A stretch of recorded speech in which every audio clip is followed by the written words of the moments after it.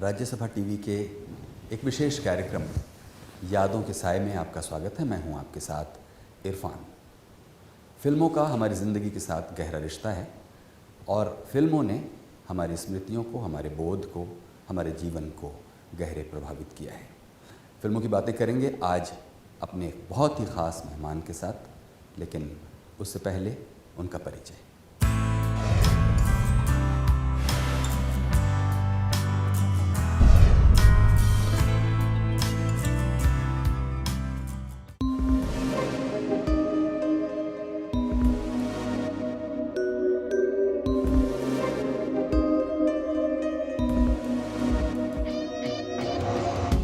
राजसी ठाट बाट में पले डॉक्टर कर्ण सिंह एक कुशल राजनेता और विद्वान है।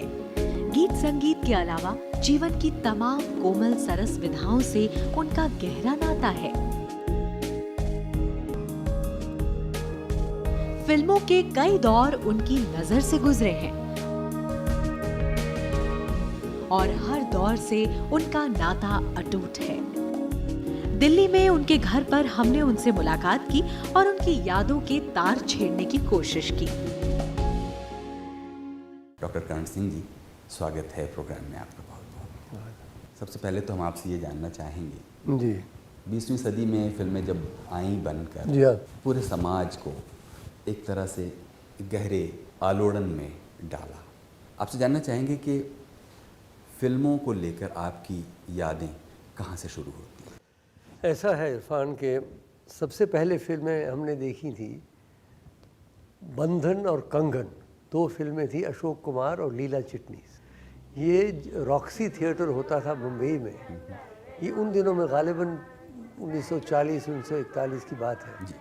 तो ये दोनों फिल्में रोमांटिक फिल्में थी, अच्छी फिल्में थी। बचपन में हम बहुत छोटे थे। दूर तेरा गाँव और थके पाँव, फिर भी तू हरदम आगे बढ़ा कदम, रुकना तेरा काम नहीं, चलना तेरी शान, चल चल रे नौजवान, चल चल रे नौजवान। पुरानी फिल्मों में एक शकुंतला भी बनी थी जिसमें चंद्रमोहन ने दुष्यंत का काम किया था। वो भी हमें याद है अच्छी तरह से। वी शांताराम की थी। बहुत सारी फिल्में उन दिनों में हमने देखी और जो हम बड़े होते रहे त्यों हम दूसरी फिल्में, नई नई फिल्में जो आती रही उनको देखते रहे।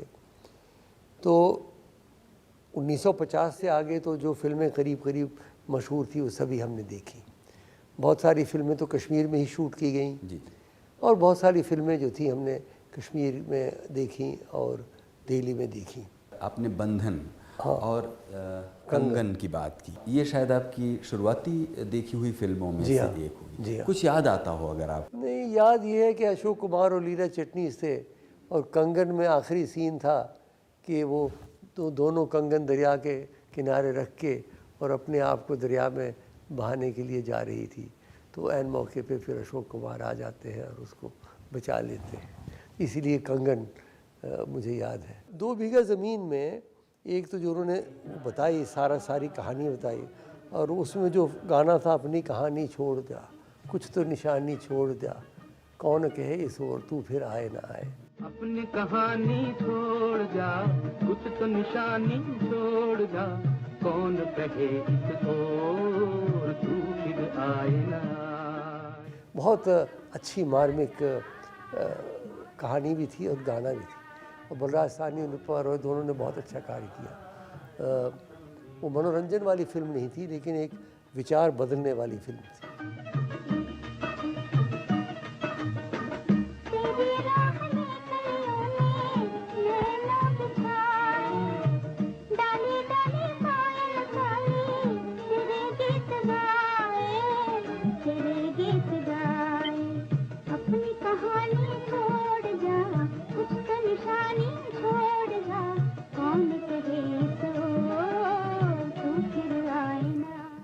और उसके बाद फिर नया दौर बनी, बहुत उसके काफ़ी वर्षों बाद बनी, जिसमें दिलीप कुमार, वैजयंती माला और ये उसमें भी बताया गया कि किस तरीके से पुराना दौर समाप्त हो रहा है और नया दौर आ रहा है।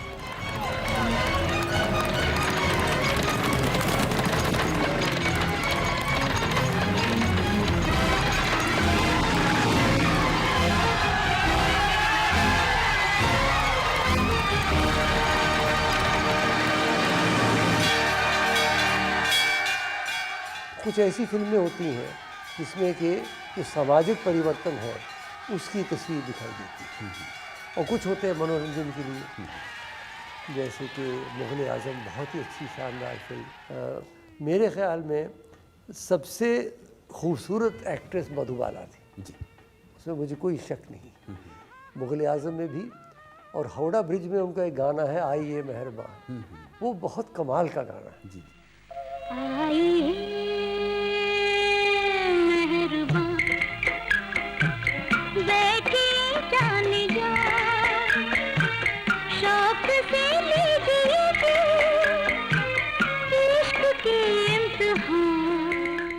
लेकिन सबसे अच्छी जो एक्ट्रेस थी वो नरगिस थी, और उनका एक गाना मुझे लगता है शायद वो चोरी चोरी फिल्म में था, रसिक बलमा, लता ने गाया है भोपाली में।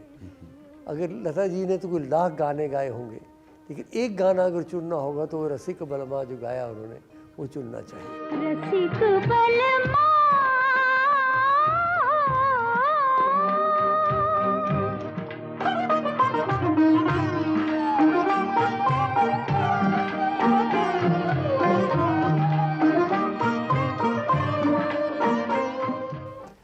एक और फिल्म की बात करूं, आनंद मठ।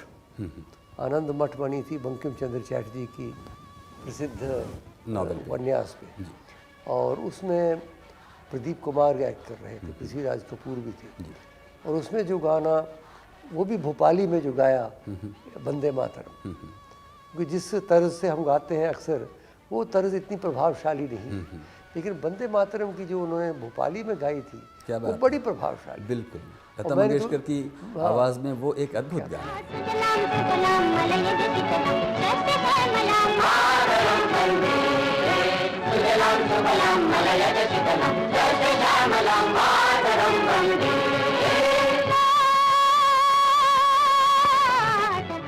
और मैंने कहा भी इंदिरा जी को, मैंने कहा भी करिए कि जो अपनी ट्यून है उसको बदल के आप ये ट्यून लिखाइए।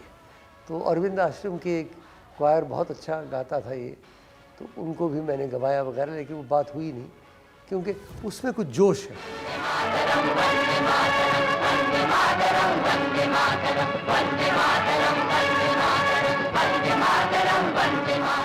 गाने मुझे बहुत पसंद आते थे फिल्मों के, और ख़ास तौर पर जो क्लासिकल तरीके के गाने थे। एक झनक झनक पायल बाजी बनी थी फिल्म, वो भी शांताराम की थी।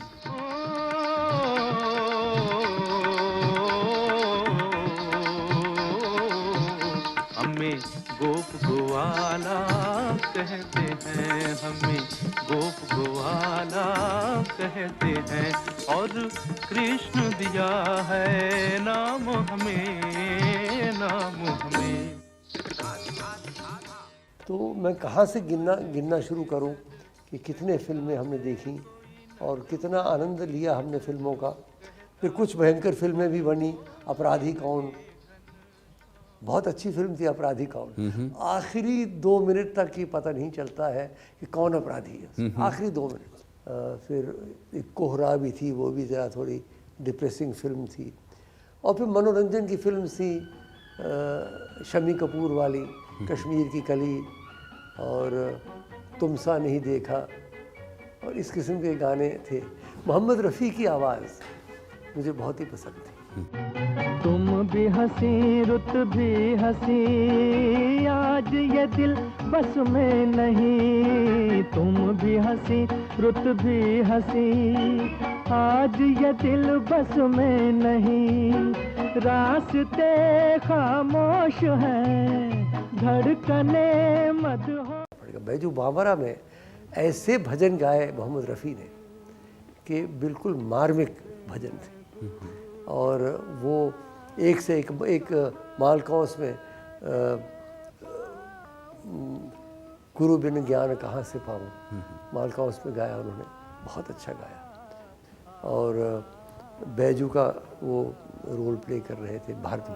बिन गुरु ज्ञान कहाँ से पाऊं, दीजो दान हरि गुण गाऊं। 2 दोस्ती फिल्म बनी थी बहुत अच्छी एक, उसमें बहुत अच्छे गाने थे मोहम्मद रफ़ी के। और दिल की तमन्ना थी मस्ती में, मंजिल से भी आगे निकलते, मेरा भी कोई साथी होता हम भी महकते चलते चलते। दिल की तमन्ना थी मस्ती में, मंजिल से भी दूर निकलते, अपना भी कोई साथी होता हम भी बहकते चलते चलते, दिल की तमन्ना।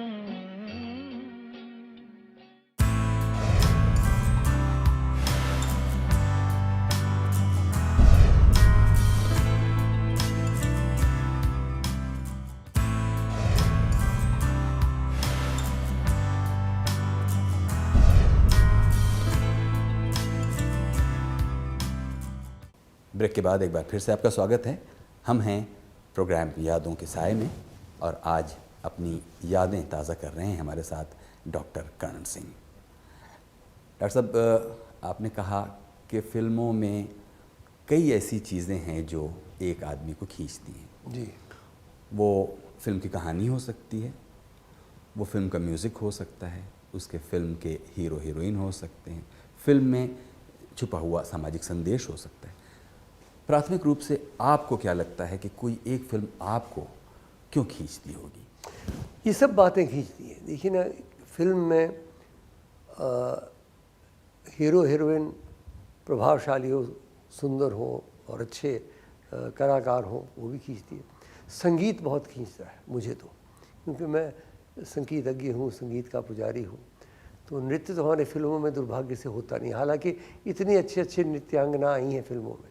हेमा मालिनी आई, वी जयंतीमाला आई, एक भी फिल्म ने कोई उनका शास्त्रीय नृत्य हमारे सामने नहीं रखा, लेकिन संगीत रखा ज़रूर। और संगीत जैसे मैंने जो फिल्में जिनका जिक्र मैंने किया, दोस्ती के गाने, बैजू बावरा के गाने, ये गाने और मुग़ल आज़म के गाने, ये गाने अब तक याद रहते हैं। और अभी इधर देखें हम तो उमराव जान, मुज़फ़्फ़र अली ने जो फिल्म बनाई थी, उसके गाने भी अच्छे। पाकीज़ा के मुकाबले में मुझे उमराव जान के गाने ज़्यादा बेहतर लगते हैं। आँखों की मस्ती मस्ताने हजारों हैं, मस्ताने हजारों हैं, इन आँखों से वाबस्ता, इन आँखों से वाबस्ता, अफसाने हजारों हैं। हमारे लेखक बहुत अच्छे रहे हैं, हाफिज़ जलंधरी, साहिर लुधियानवी, गुलजार साहब, बहुत सारे अच्छे अच्छे लेखक थे जिनकी शायरी को प्रकट किया जाता था। आपने कहा कि फिल्मों के गाने जिनका अब धीरे धीरे मयार गिर रहा है, लेकिन जब वो थे और एक पूरी टीम थी, अगर आप देखें गीतकारों की, उसमें साहिर लुधियानवी से लेकर शैलेंद्र राजेंद्र कृष्ण से लेकर शकील बदायूनी, बड़े बड़े नाम थे। लेकिन अगर आप राष्ट्रीय परिदृश्य पर देखें तो इन सभी गीतकारों को एक मनोरंजन की दुनिया का शब्दकार ही माना गया। उन्हें वो स्थान जो पुरस्कारों और सम्मानों के ज़रिए मिलना चाहिए राष्ट्रीय स्तर पर, वो नहीं मिला। इस पर ज़ाती तौर पर आप ऐसा है ना, जो तो शायर थे वो तो अपनी शायरी अलग उसको प्रकाशित करते थे और उनको अगर कोई पुरस्कार मिलता तो उसके लिए मिलता। लेकिन फिल्मों के लिए भी कुछ पुरस्कार थे। बेस्ट सॉन्ग का एक पुरस्कार राष्ट्रीय हुआ करता था, मुझे याद है। तो ये ठीक बात है कि जिन लोगों ने इनके लिए लिखा, कुछ लोग समझते हैं कि फिल्मी गाने लिखे, लेकिन बहुत अच्छे गाने लिखे। एहसान होगा तेरा मुझ पर, एहसान तेरा होगा मुझ पर, दिल चाहता है वो कहने दो मुझे, तुमसे मोहब्बत हो गई है मुझे, पलकों की छाँव में रहने दो, एहसान तेरा होगा मुझ पर। संगीतकार जो थे, शंकर जयकिशन थे, सचिन देव बर्मन थे, वो जाने वाले हो सके तो लौट के आना, बंदिनी का फिल्म गाना, बहुत मार्मिक। और प्यासा का जाने क्या तूने कही, जाने क्या मैंने सुनी, बात कुछ बन ही गई, बहुत ही सुंदर गुरुदत्त और वहीदा रहमान का सीन था।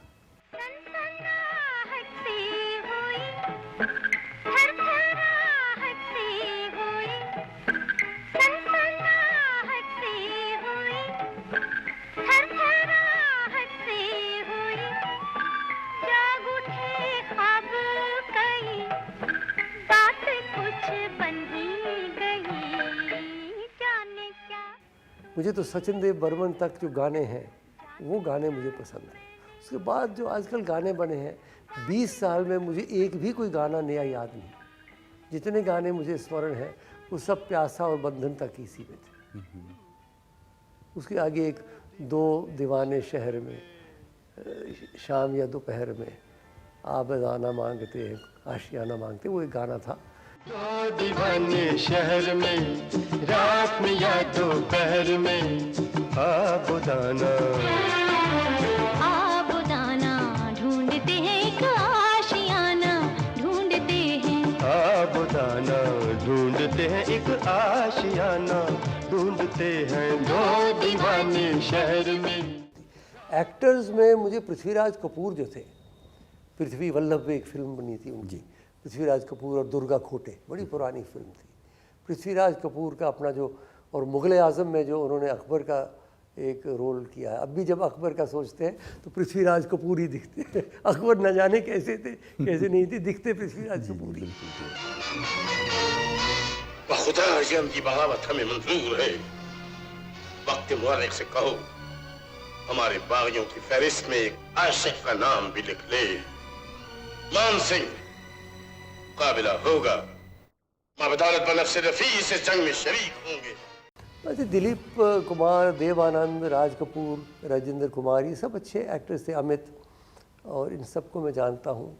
लेकिन और राजेश हमारे खन्ना, लेकिन कोई ऐसा इतना कोई आउटस्टैंडिंग मुझे नहीं लगे जितने कि वो पुराने एक्टर्स लगते थे। आजकल तो मुझे लगता है जो ज़्यादा अच्छा नाच सके वही सबसे बड़ा हीरो है। फिल्म में जो पोएट्री है वो सीधे सरल आसान शब्दों में आपकी बात, गहरी फ़लसफ़ाना बातें भी वो करते हैं कि कुछ लोग जो ज़्यादा जानते हैं इंसान को कम पहचानते हैं। जिस देश में गंगा बहती है का जो गीत है कि कहते हैं ज्ञानी दुनिया है फ़ानी, पानी पे लिखी लिखाई। शैलेंद्र का ये गीत फिल्म गाइड में आप देखिए, पानी पर लिखी लिखाई की ये जो इमेजरी है। तो बहुत सारी बातें हैं, जैसे मोहब्बत के बारे में ज़िंदगी प्यार की दो चार घड़ी होती है, चाहे थोड़ी ही हो इसकी उम्र बड़ी होती है। या तख्त क्या चीज़ है और लाल जवाहर क्या है, इश्क वाले तो खुदाई भी लुटा देते। क्या बात है, देखिए ना कैसी बातें कही। और यहाँ तक कि जो फिल्मों में डायलॉग भी इस्तेमाल किए जाते रहे, वो एक मिली जुली हिंदुस्तानी ज़बान का एक ऐसा एग्जाम्पल है। उस पर भी कुछ आप डायलॉग तो एक बागवान में जो अमिताभ बच्चन का आखिरी वो स्पीच था, वो बहुत चिरस्मरणीय है, इसमें कोई शक नहीं। और काफ़ी लंबी थी, 5-7-10 मिनट की स्टेज के ऊपर रहना, लेकिन उसका मकसद भी और उनको कहने का जो तरीका था, जो तर्ज गुफ्तगू थी उनकी, जो वो बहुत प्रभावशाली थी। कि जिन बच्चों की खुशियों के लिए एक बाप अपनी मेहनत की पाई हंसते हंसते उन पर खर्च कर देता है, वही बच्चे जब बाप की आंखें धुंधली हो जाती हैं तो उन्हें कतरा भर रोशनी देने से क्यों कतराते हैं?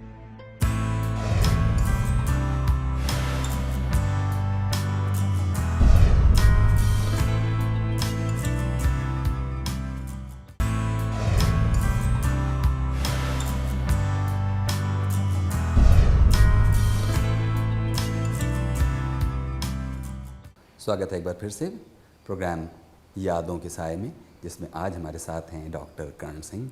ये तो बताइए डॉक्टर साहब कि इतनी फिल्में आप देख कैसे पाते होंगे इतने व्यस्त जीवन में? मैं देखता हूँ, अच्छी फिल्में कभी आती हैं। सिनेमा में तो मैं जाता नहीं हूँ। 2 बार गया हूँ मल्टीप्लेक्स में। एक तो अवतार देखने, वो जो 3D फिल्म आई थी, एक रॉक ऑन देखने में, रॉक और रोल एडिक्ट भी हूँ, आपको आश्चर्य होगा। मैं 1 घंटा रॉक और रोल पॉप म्यूज़िक सुनता हूँ रोज़। या शास्त्रीय संगीत भी मुझे पसंद है और मुझे पॉप म्यूज़िक भी पसंद है। तो रॉक ऑन भी हमने देखा, दोस्ताना भी हमने देखा, ये 2 फिल्में देखी।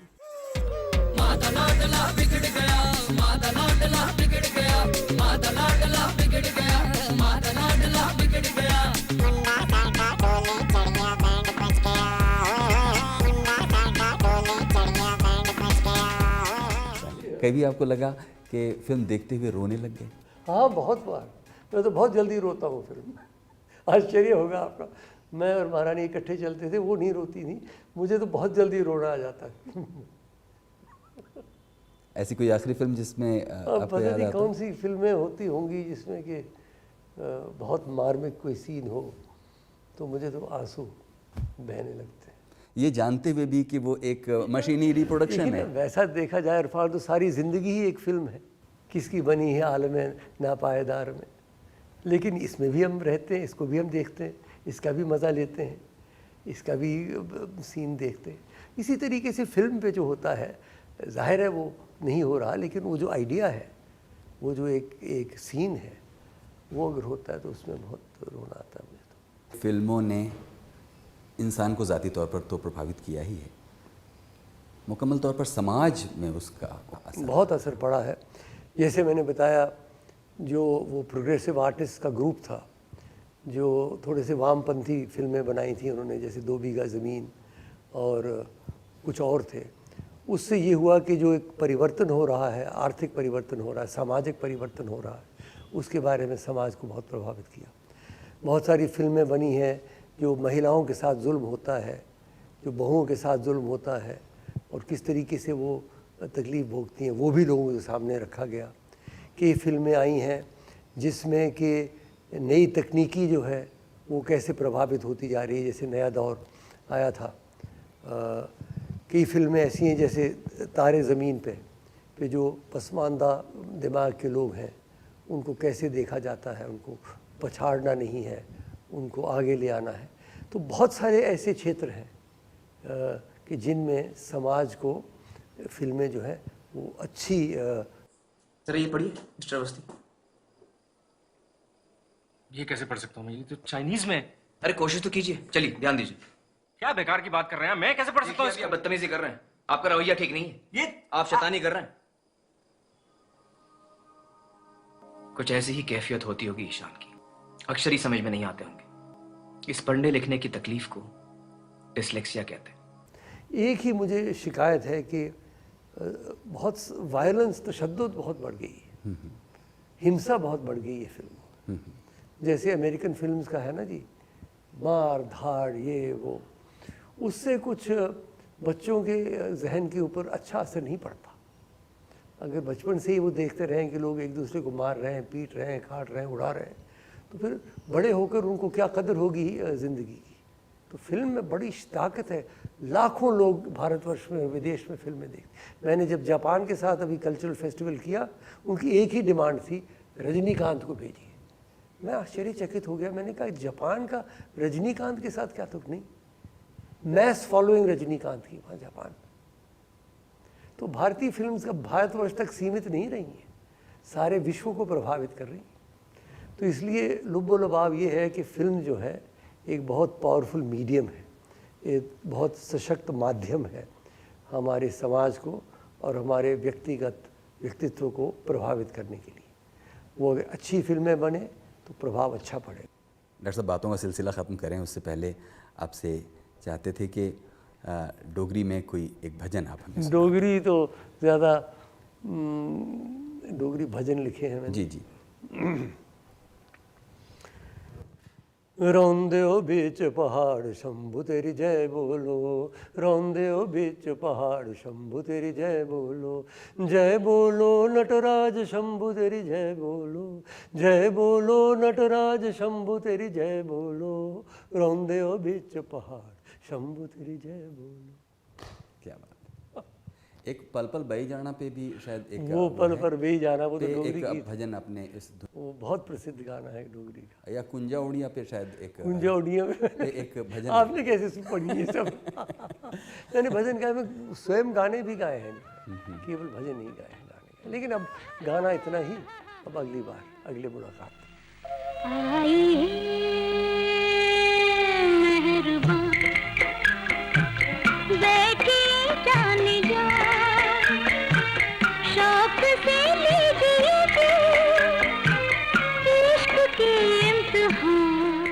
राज्यसभा टीवी के इस विशेष कार्यक्रम यादों के साए में आज बस इतना ही। अगले हफ्ते फिर मुलाकात होगी आपके साथ एक नए मेहमान के साथ। देखते रहिए राज्यसभा टीवी।